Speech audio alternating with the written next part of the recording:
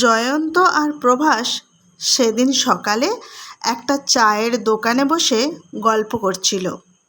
হঠাৎ ভূতের কথা উঠতে জয়ন্ত বললে, ওসব ভূত প্রেত আমি বিশ্বাস করি না। প্রভাস বললে, না ভাই, আমি বিশ্বাস করি। ভূত প্রেত একেবারে আজগুবি কথা নয়, ভূত আছে, তবে সচরাচর তাদের দেখা যায় না। জয়ন্ত বললে, তুই ভূত দেখেছিস? প্রভাস বললে, আলবাত দেখেছি, তবে কলকাতায় নয়, কলকাতার বাইরে। জয়ন্ত বললে, তাই নাকি? বল তাহলে কোথায়, কিভাবে দেখলি? প্রভাস বলল, শোন তাহলে বলছি। এই বলে আরও 2 কাপ চায়ের অর্ডার দিয়ে সিগারেট ধরিয়ে বলতে শুরু করে। প্রভাস বলে, জানিস তো ভাই, কাঠ কুটো নিয়ে আমার ব্যবসা, তাই যখন প্রয়োজন হয় কাঠের জন্য বিহার, আসাম, উত্তরবঙ্গ ছোটাছুটি করতে হয়। হঠাৎ একবার প্রয়োজন হলো আসাম যাবার, তখন ফারাক্কা ব্রিজ তৈরি হয়নি, কাজ চলছে পুরো দমে। সে সময় আসাম যেতে হলে সাহেবগঞ্জ নগরী গলিঘাটে গঙ্গা পার হয়ে কাটিহারার ওপর দিয়ে যেতে হতো শিলিগুড়ি বা আসাম। আমাকে যেতে হবে কোকড়াঝাড়। এখন যেমন কোকড়াঝাড় গোয়ালপাড়া জেলার একটা মহকুমা হয়েছে, সে সময় তা ছিল না। রেল স্টেশন ছিল বটে, কিন্তু নামেই স্টেশন, না ছিল আলো আর না ছিল তেমন দোকানপাট। স্টেশনে ছিল একটা টিকিট ঘর আর একটা টিনের চালা যাত্রীদের জন্য, আর আলোর মধ্যে ছিল কয়েকটা কেরোসিনের লণ্ঠন জাতীয় আলো। এরই কিছুটা দূরে রেল কোয়ার্টার। একটাতে থাকতো স্টেশন মাস্টার, আর দুটোর মধ্যে একটায় কেরানিবাবু আর অন্যটিতে অন্যান্য কর্মচারী। সারাদিন মাত্র 2-3টি ট্রেন এলে স্টেশনটা একটু জমজমাট হতো, তারপরেই ফাঁকা, জনমানব শূন্য। স্টেশন মাস্টার অফিস ঘরের পাত্তারি গুটিয়ে দরজায় তালা মেরে চলে যেত কোয়ার্টারে। বিছানাপত্র বেঁধে খাবার দাবার কিছু সঙ্গে নিয়ে যথাসময়ে শিয়ালদা স্টেশনে গেলাম। ট্রেন ছাড়তে মাত্র 10 মিনিট বাকি। টিকিট কাউন্টার থেকে একটা 2য় শ্রেণীর টিকিট কেটে উঠলাম ট্রেনে। দেখতে দেখতে সময় হয়ে গেল। বাঁশি বাজালেন গার্ড। ট্রেনও তার উত্তরে বাঁশি বাজিয়ে ছেড়ে দিল। স্টেশন পার হতেই চারিদিক অন্ধকার। সেই অন্ধকারের ভিতর দিয়ে ছুটে চলল আসাম মেল। আমি যে কামরায় উঠেছিলাম তার মধ্যে খুব বেশি যাত্রী ছিল না, সব মিলিয়ে ছেলে মেয়ে শুদ্ধ 15 থেকে 16 জন মাত্র। সিট ফাঁকা দেখে বিছানা পেতে শুয়ে পড়লাম। একখানা ম্যাগাজিন পড়তে পড়তে ঘুমিয়ে পড়লাম। ভোরবেলা হকারদের গরম চা, গরম সিঙাড়া, পান, বিড়ি, সিগারেট ইত্যাদি বিভিন্ন কণ্ঠের চিৎকারে আর কুলিদের ওঠানামার দুমদাম শব্দে ঘুম ভেঙে গেল। জানালা দিয়ে চেয়ে দেখি সাহেবগঞ্জ স্টেশন। আর কাল বিলম্ব না করে বিছানা গুটিয়ে বগলে নিয়ে আর ব্যাগটা ঝুলিয়ে নেমে গেলাম ট্রেন থেকে। স্টেশন বাথরুম গিয়ে মুখ হাত ধুয়ে একটা চায়ের দোকানে চা নিলাম। সঙ্গে কয়েকটা লুচি আর আলু ভাজা ছিল। চায়ের সঙ্গে সেগুলি সদ্ব্যবহার করে সকালের আহার শেষ করলাম। খাওয়া দাওয়া শেষ করে স্টেশনের ওপারে বেশ খানিকটা বালির ওপর দিয়ে হেঁটে উঠে বসলাম ট্রেনে। তখন কিন্তু ট্রেন ব্রড গেজ ছিল না, ছিল মিটার গেজ। কিন্তু দৌড়া তো খারাপ নয়, তবে রেলপথের অবস্থা ভালো ছিল না বলে অনেক সময় আস্তে আস্তে, আবার অনেক সময় থেমে থেমে যেত ট্রেন। কামরায় খুব লোক ছিল না, কাজেই বেশ আরাম করে বসে সিগারেট ধরালাম। গাড়ি স্টার্ট দিল। চুপচাপ বসে সিগারেট খেতে লাগলুম। খুব আস্তে আস্তে গাড়ি চলতে লাগলো, কারণ বালির ওপর দিয়ে যেতে হচ্ছে, তাই জোর চালানো অসম্ভব। এইভাবেই গাড়িটা এলো মতিহারি স্টেশনে। এখানে কিছু বরযাত্রী উঠল। এবার ট্রেন বেশ জোরে চলতে লাগলো। এখানে বয় এসে খাবার অর্ডার নিয়ে গেল। কিছুক্ষণের মধ্যেই এলো কাটিয়ার স্টেশনে। জঙ্গল স্টেশন। তাই লোকজন বেশি। অনেক লোক এখানে ওঠানামা করলো। বরযাত্রীদের অর্ডার মতো তরকারি, মাছ, মাংস যার যা অর্ডার নিয়ে গেল। আমারও মাছ ভাতের অর্ডার ছিল, আমাকেও ভাত দিয়ে গেল। আমি আর দেরি না করে খাওয়ার পর্ব শেষ করে ফেললুম। সন্ধ্যের কিছু আগে শিলিগুড়িতে এসে পৌঁছালাম। এখানে গাড়ি প্রায় 20-25 মিনিট দাঁড়িয়ে আবার ছুটে চলল। ভোরে এসে পৌঁছালাম আলিপুরদুয়ার স্টেশনে। এখান থেকে ঘুরে গেছে আসামে। স্টেশন মাস্টারের বয়স বেশি নয়, আর লোকটিও অমায়িক দেখলুম। তাকে জিজ্ঞাসা করলুম, এখানে কোনো হোটেল বা থাকবার জায়গা আছে? স্টেশন মাস্টার বললেন, এই জায়গায় হোটেল কোথায় পাবেন? এখানে বেশি যাত্রীও যাওয়া আসা করে না, কাজেই হোটেলওয়ালা হোটেল করে কি ভাত তরকারি নিজেই খাবে? এই বলে হাসলেন ভদ্রলোক। তার কথা শুনে আমার চোখ কপালে উঠল। আজ 2 দিন স্নান হয়নি, সারা গায়ে ঘামের গন্ধ ছাড়ছে। এ অবস্থায় কোথায় যাই? আমার অবস্থা দেখে ভদ্রলোক বললেন, আপনি বোধহয় প্রথম এখানে এসেছেন। আমি বললাম, আগে হ্যাঁ। স্টেশন মাস্টার বললেন, আপনি আসুন আমার সঙ্গে। এখানে আমাদের একটা মেস আছে, সেখানে 2-1 দিন থাকতে পারেন। আমি স্বস্তির নিঃশ্বাস ফেলে বললাম, ধন্যবাদ। আপনার অনুগ্রহের কথা চিরদিন মনে থাকবে। রেলওয়ে কোয়ার্টারের মধ্যেই মেস। রেলের 10-12 জন কর্মচারী এখানে খায়। স্টেশন মাস্টার এখানে একা থাকেন, সেজন্য তিনিই মেসেই খান। আমি মেসের একটা ঘরে বিছানাপত্র রেখে পাতকুয়ার ঠান্ডা জলে স্নান করে আহারাদি সমাপ্ত করে একজন রেল কর্মচারীকে জিজ্ঞাসা করলাম, এখানে কাছাকাছি কাঠের কোনো ঠিকাদার আছে কি না? তিনি বললেন, কাছাকাছি বলতে এখান থেকে 2 মাইল দূরে একজন কাঠ চালান দেবার ঠিকাদার আছেন। কেন, আপনি কি কাঠের ব্যবসা করেন? আমি ঘাড় নেড়ে সম্মতি জানাতেই তিনি বললেন, তাহলে ওর কাছেই যান, তাহলেই আপনার কাজ মিটে যাবে। তিনি লোকজন নিয়ে জঙ্গলের একপাশে বাংলো তৈরি করে বাস করেন। করাত কলও আছে। সব শুনে আমি খুশি হলাম। তাড়াতাড়ি কাজ শেষ করে কলকাতায় ফিরে যাবার উদ্দেশ্যে আমি দুপুরেই ঠিকাদারের বাংলোয় যাবার কথা বললাম। রেল কর্মচারীটি বললেন, এখন গেলে ফিরতে হয়তো সন্ধে হয়ে যাবে, তার চেয়ে বরং সকালে উঠে যাবেন। এখানে আবার চিতাবাঘের ভয় আছে। আমি বললাম, ভয় নেই, আমাকে তাড়াতাড়ি ফিরতে হবে কলকাতায়, সেজন্য তাড়াতাড়ি কাজ মিটিয়ে ফেলতে চাই। আপনি বরং আমাকে পথের ঠিকানা বলে দিন। তিনি বললেন, স্টেশন থেকে বেরিয়ে সোজা রাস্তা পাবেন। রাস্তায় 1/2 মাইল এগিয়ে গেলেই দেখবেন রাস্তাটা 2 ভাগে ভাগ হয়ে গেছে। একটা গেছে সোজা, আর একটা বাঁ দিকে জঙ্গলের দিকে গেছে। আপনি বাঁ দিকে রাস্তা ধরেই মাইল 1.5 গেলেই দেখতে পাবেন কাঠের তৈরি বাংলো। ওটাই ঠিকাদারের বাংলো। আমি আর অপেক্ষা না করে টর্চ লাইটটা হাতে নিয়ে বেরিয়ে পড়লাম ঠিকাদারের আস্তানার উদ্দেশ্যে। চলেছি তো চলেছি, পথ যেন আর শেষ হতে চায় না। মনে মনে ভেবে দেখলুম 2 মাইল রাস্তা হতেই পারে না, নিশ্চয়ই 3 মাইল হবে। শেষে ঠিকাদারের আস্তানায় এসে হাজির হলাম। ভাগ্যের জোরে তিনি তখন বাংলোতেই ছিলেন। ভদ্রলোক বাঙালি নন, জাতিতে আসামি। যত্ন করে আমাকে বসালেন, চা খাওয়ালেন, তারপর ব্যবসার কথাবার্তা পাকা করে বেরিয়ে পড়লাম সেখান থেকে। তিনি তার বাংলোতেই থাকার কথা বললেন। আরও বললেন, সন্ধে হতে বেশি দেরি নেই, পথঘাট সব আপনার অচেনা, তাছাড়া চিতাবাঘের উৎপাত খুব, স্টেশনও অনেক দূর, পথে বিপদ ঘটতে কতক্ষণ, তার চেয়ে আজ থেকে যান।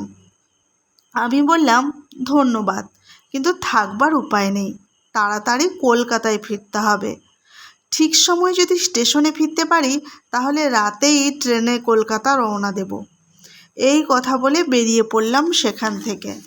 আকাশে ছিল এক টুকরো কালো মেঘ। প্রায় 1 মাইল রাস্তা এসেছি, এমন সময় সারা আকাশ ছেয়ে গেল কালো মেঘে। অন্ধকার রাত্রি, কিছুই দেখা যাচ্ছে না। দুপাশে জঙ্গল, কোথাও ঘন আবার কোথাও পাতলা। রাস্তাও খুব চওড়া আর সমতল নয়। টর্চ লাইটের ব্যাটারিটাও প্রায় শেষ হয়ে এসেছিল। তাড়াতাড়িতে নতুন ব্যাটারি নিতে ভুল হয়ে গেছে। কোনো ক্রমে পুরনো ব্যাটারির অল্প আলোতে এগিয়ে চলেছি। হঠাৎ সামনে একটা কালো কুকুর দেখতে পেলাম। বেশ বড় কুকুরটার চোখ দুটো দপদপ করে জ্বলছে। আমি চিতা মনে করে আঁতকে উঠেছিলাম। পরে টর্চ লাইটের আলোতে দেখলাম চিতাবাঘ নয়, একটা কুকুর। কুকুরটা দাঁত মুখ খিঁচিয়ে তেড়ে এলো আমার দিকে। কিন্তু কি আশ্চর্য, মুখে কোনো শব্দ নেই কুকুরটার।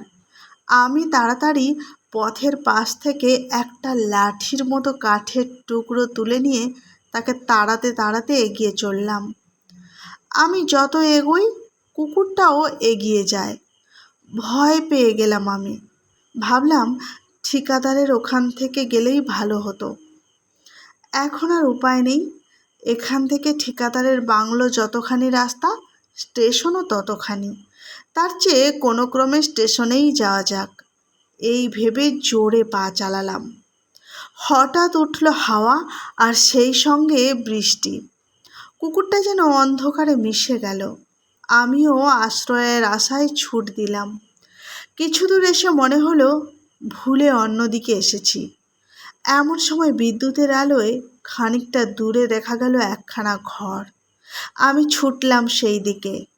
আকাশে এমন ভীষণ দুর্যোগ, ঝড়, জল আর মেঘের গর্জনে যেন সব কেঁপে উঠছে। ঘরের কাছে গিয়ে দেখি দরজা খোলা আছে। আমি কোনো কিছু না ভেবে প্রাণের দায়ে ভেতরে ঢুকে গেলাম। টর্চ লাইট জ্বেলে দেখলাম ঘরটা বৈঠকখানা বলেই মনে হয়। তবে ঘরের মধ্যে আসবাবপত্র কিচ্ছু নেই। চারিদিকে ধুলো বালি জমা হয়ে আছে। ভেতর দিকের একটা দরজা, সেটাও খোলা।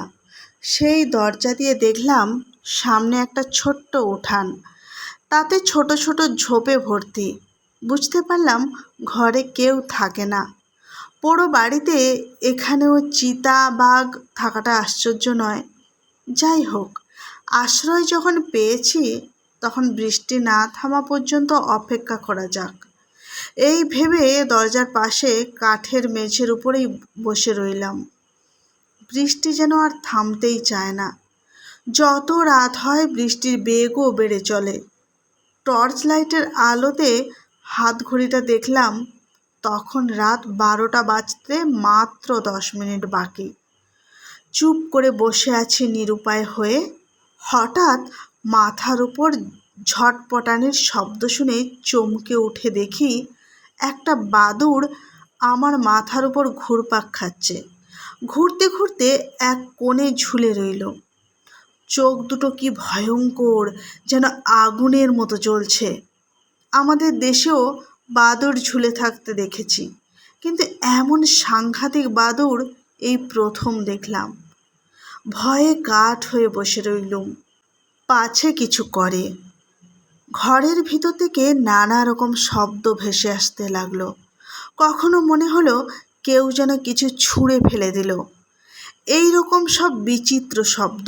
মনে ভাবলাম পোড়ো বাড়ি, নিশ্চয়ই বুনো ইঁদুর এই রকম করছে। বাদুড়টা ঝটপট করতে করতে আমার উপর দিয়ে ঘর থেকে বেরিয়ে গেল।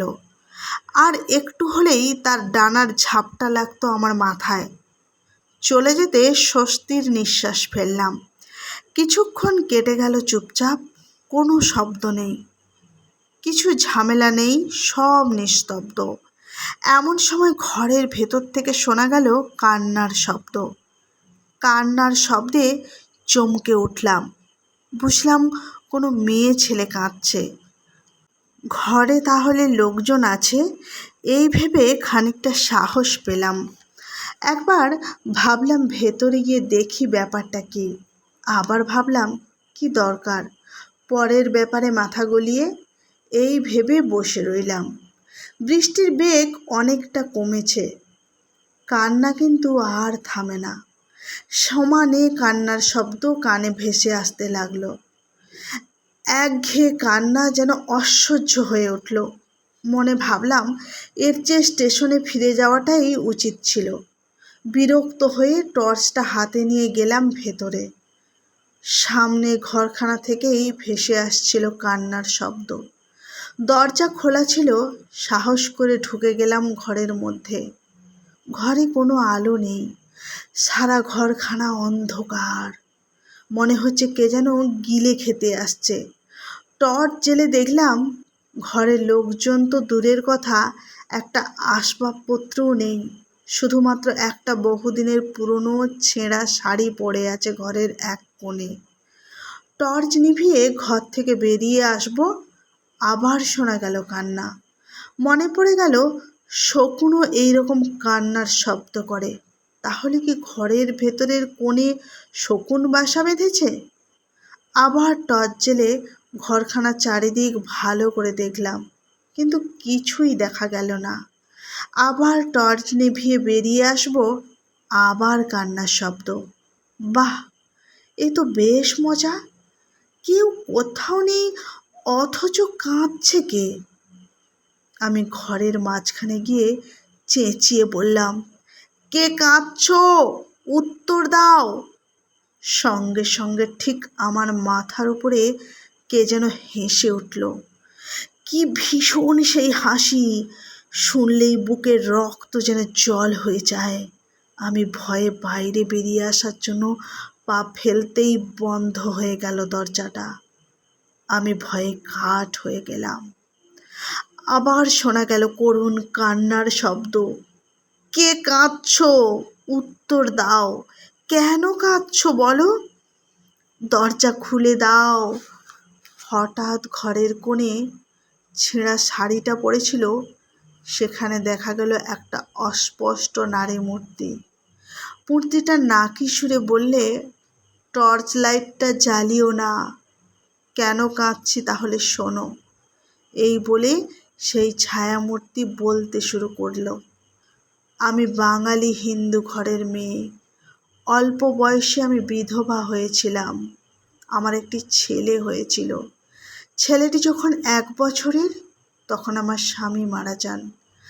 আমার স্বামীর অনেক টাকা পয়সা ছিল, আমার গায়েও গয়না ছিল, জমি জায়গাও ছিল প্রচুর।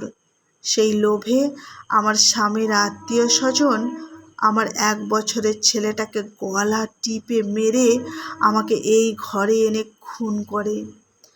এখনও সেই রক্তমাখা কাপড়খানা ঘরের কোণে পড়ে আছে। আমাকে খুন করে মাটিতে গর্ত করে পুঁতে দেয়। সেই থেকে আমি ভূত হয়ে এখানে আছি। এই বলে সেই ছায়ামূর্তি একটু থেমে বললে, তোমাকে দেখে ভদ্রলোক মনে হচ্ছে।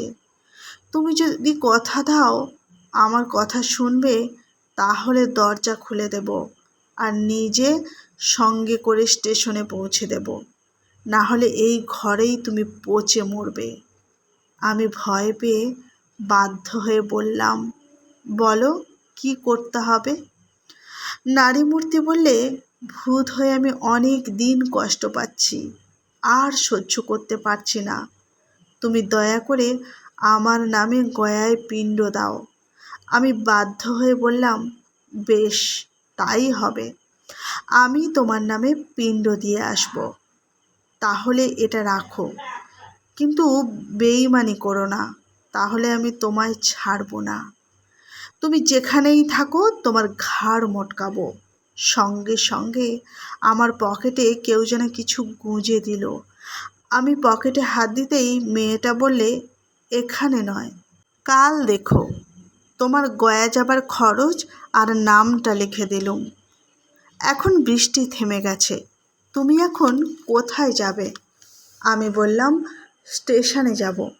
মেয়েটা বলল, তুমি ভুল পথে এসেছো, চলো আমি তোমায় পৌঁছে দিচ্ছি। টর্চ লাইট জ্বেলো না, আমার পায়ের শব্দ শুনে পিছনে পিছনে এসো। সঙ্গে সঙ্গে বন্ধ দরজাটা ধড়াস করে খুলে গেল। আমি এক লাফে ঘর থেকে বেরিয়ে একেবারে রাস্তায়। তারপর আমার আগে আগে শুনতে পেলাম শব্দ। সেই শব্দ অনুসরণ করে পথ চলতে লাগলাম। স্টেশনের কাছাকাছি একটা জঙ্গল। সেখানে আসতেই ভোর হয়ে গেল। পেছন থেকে মেয়েটি ক্ষণক্ষণে গলায় বললে, আর আমি যেতে পারবো না, সকাল হয়ে আসছে, এবার আমি যাচ্ছি। তারপর আমি পিছন ফিরে দেখি একটা নরকঙ্কাল পিছন ফিরে চলে যাচ্ছে শ্মশানের দিকে। কি ভয়ঙ্কর দেখতে! আমার সারা দেহ কেঁপে উঠল। ও এরই সঙ্গে আমি কাল সারা রাত একটা পোড়ো বাড়িতে বন্দি ছিলাম। স্টেশনে ফিরে এসে সকালে পকেটে দেখলাম এক টুকরো নাম লেখা কাগজটা আর একটা সোনার হার। কলকাতায় ফিরে সেটা বিক্রি করে গয়ায় পিণ্ড দিয়ে এসেছিলাম।